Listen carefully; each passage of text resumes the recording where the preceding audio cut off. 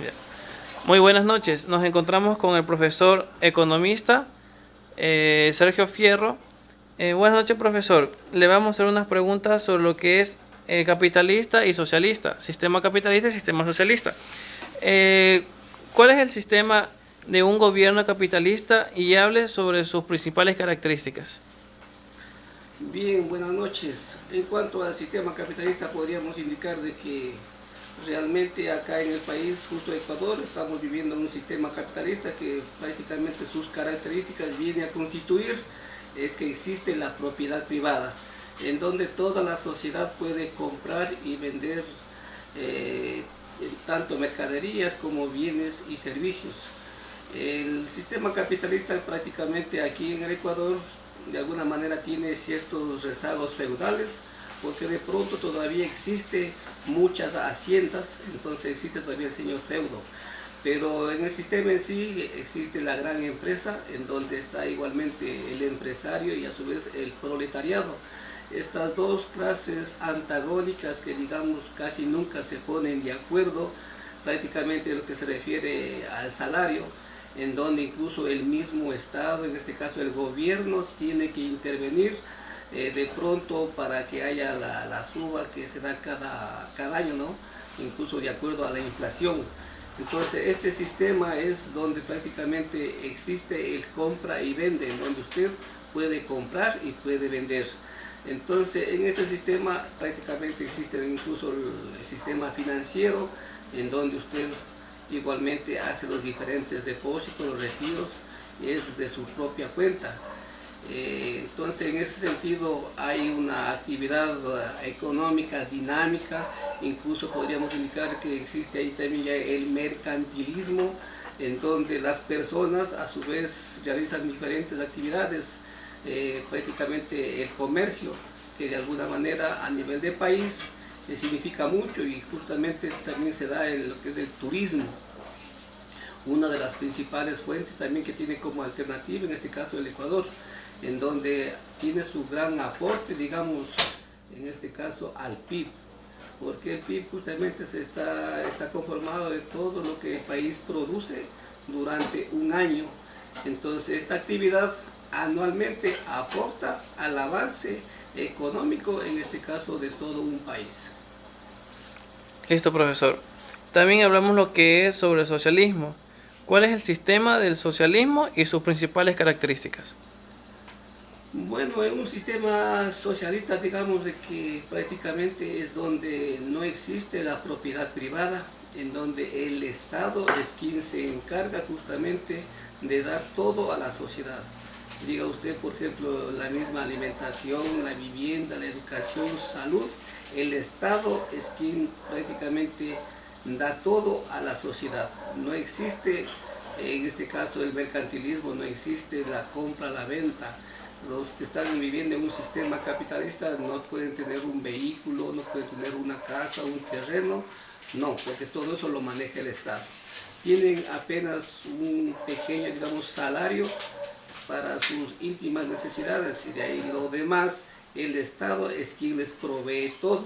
El Estado es en este caso encargado de darles todo, en este caso a la sociedad.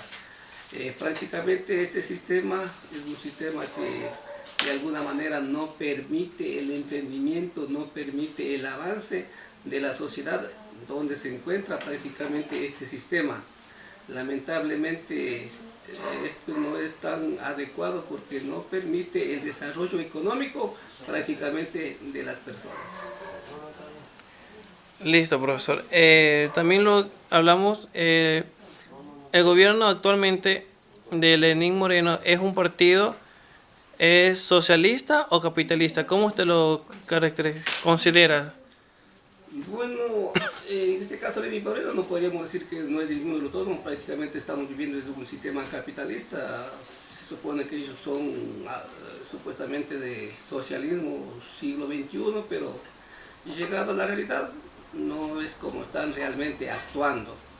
Este gobierno de alguna manera es un poquito más, digamos, dinámico, diferente al gobierno anterior, porque prácticamente este gobierno, al menos yo de manera individual lo veo con otro estilo, una nueva forma de gobernar, lo que prácticamente en lo anterior no se dio el caso, ¿no?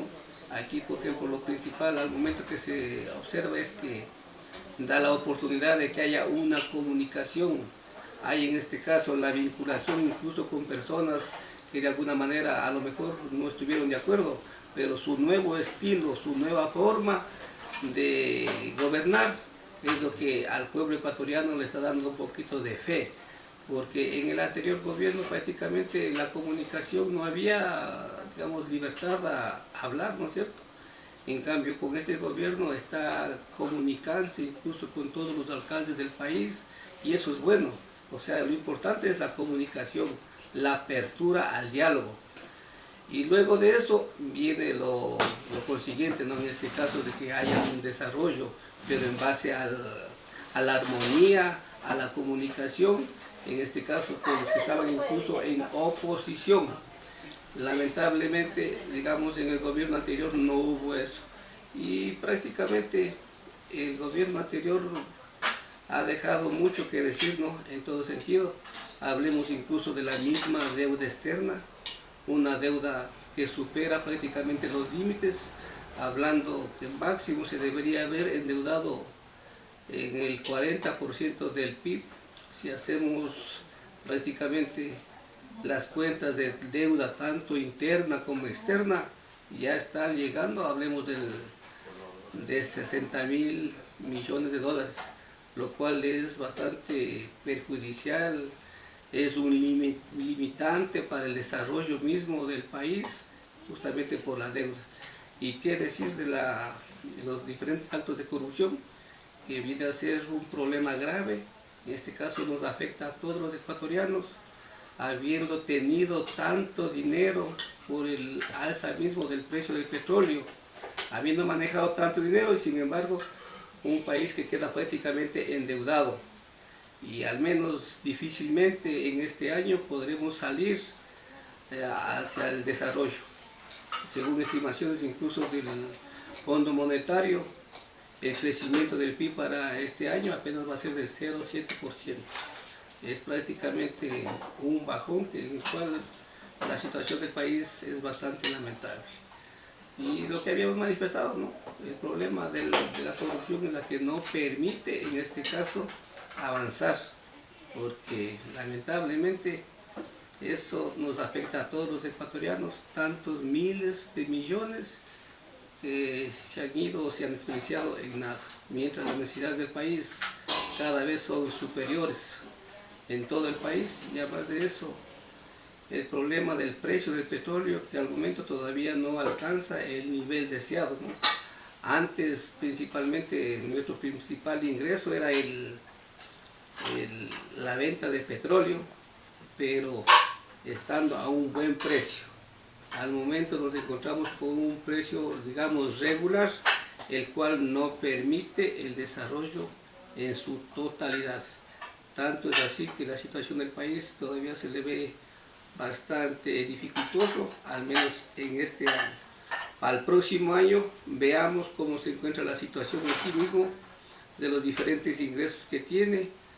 En el asunto del precio del petróleo, veamos el presupuesto general del Estado para el siguiente año, y a ver si de alguna manera hay una mejor satisfacción, una mayor producción, y de alguna manera mejorar, se puede decir, incluso las exportaciones. Listo, profesor. Muchas gracias por su valioso comentario y punto de vista de la opinión del gobierno actualmente. Ya. Listo, profe.